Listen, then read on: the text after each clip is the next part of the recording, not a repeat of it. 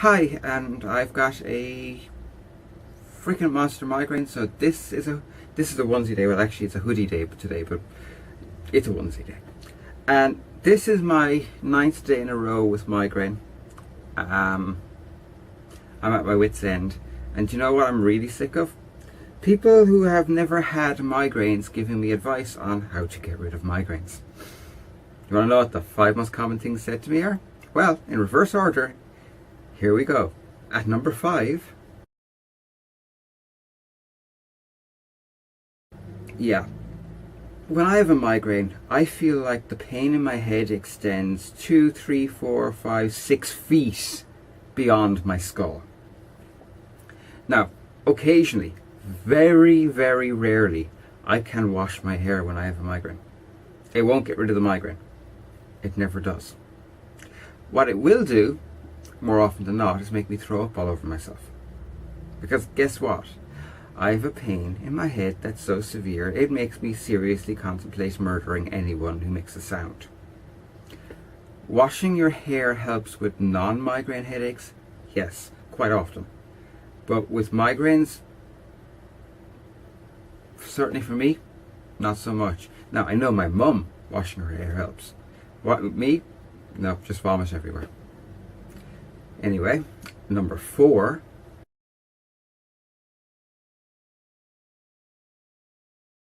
Let's make this really clear. I'm on day 9 of a migraine cluster, which means I'm operating on about 12 hours sleep in the last 7 days.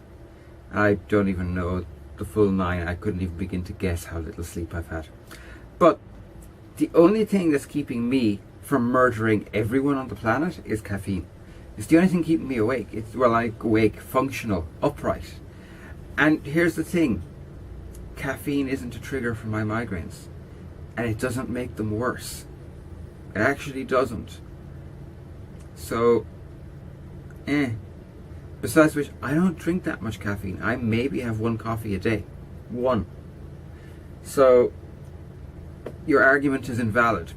It is not a trigger for me, and it doesn't make my migraines worse. I know, because I've tried it. Number 3.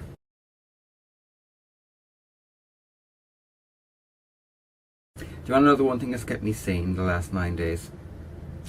Listening to podcasts on my tablet. This migraine today has become sensitive to sound, but generally speaking, it's not. And because of that, I can listen to podcasts. I've been catching up on my podcasts. Awesome. I can listen to YouTube videos, especially ones like Counter Monkey by the Spoony one. No, Antwaller. But you know what? Cutting out something which is giving me a distraction from the pain I'm in is a dumb thing to do. Up until today, listening to podcasts didn't hurt me. So why would I stop? It hasn't been making me worse. If anything, it's been making me feel better. Now today I haven't, because it's been making me feel worse. But that's today. Anybody who has a migraine, if they're not photosensitive, they're going to go online because it'll distract them from how bad they feel. Or if they are photosensitive but they're not sensitive to sound, they will listen to something because it will make them feel better. Anything that distracts you is a good thing. Number 2.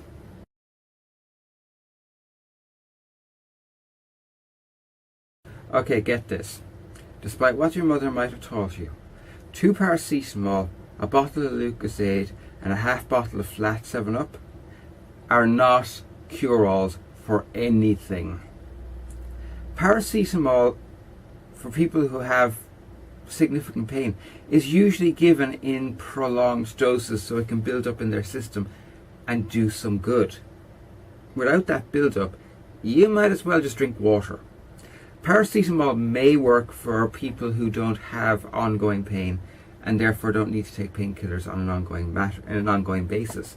But the thing about it is, migraine, especially for someone who has chronic pain anyway, it's the cherry on the top of the shit sundae that is their life. And let me tell you something. 2 Paracetamol For all the good they do, you might as well shove them up your arse. They're that useless. They really are. Now, if you were to say chew Sindol, that would be different, but Sindol doesn't exist anymore. Bastards. And anyway, I suppose we should get on to number 1.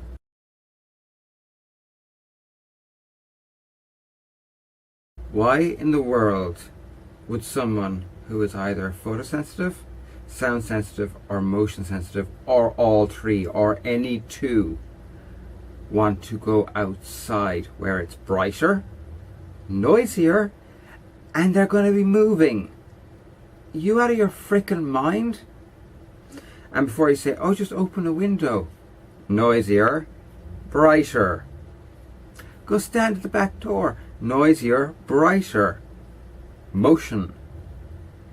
Fresh air, just like 2 Paracetamol, Lucozade, and 7-Up, that's flat, doesn't cure jack shit. So if you actually want to help someone who has a migraine, just say, that's terrible, is there anything I can do to make you feel better? Don't go, well, me auntie's daughter's cousin's first husband used to do this. That's not helping. That's making them want to kill you. Seriously. People who have migraines should only have to listen to other people who get migraines when they start giving advice on this works for them or that works for them, because it's direct personal experience being shared. And at that, people who have migraines should also realize and accept that not everybody has the same triggers, not everybody has the same things that will help. For example, chewing gum helps me when I have a migraine. I don't know anybody else that chewing gum helps with headaches. Just me. But it does help me a lot with migraine. So if someone was to say, have you any suggestions? I would say, try chewing some gum. It might hurt, might help, it works for me. And if it doesn't help, you'll know really quickly. And you will, because you'll throw up. And that's it. It's been a Onesie day. I'm pissed off. I'm going to go cuddle a beagle. Bye. Oh, why did I not?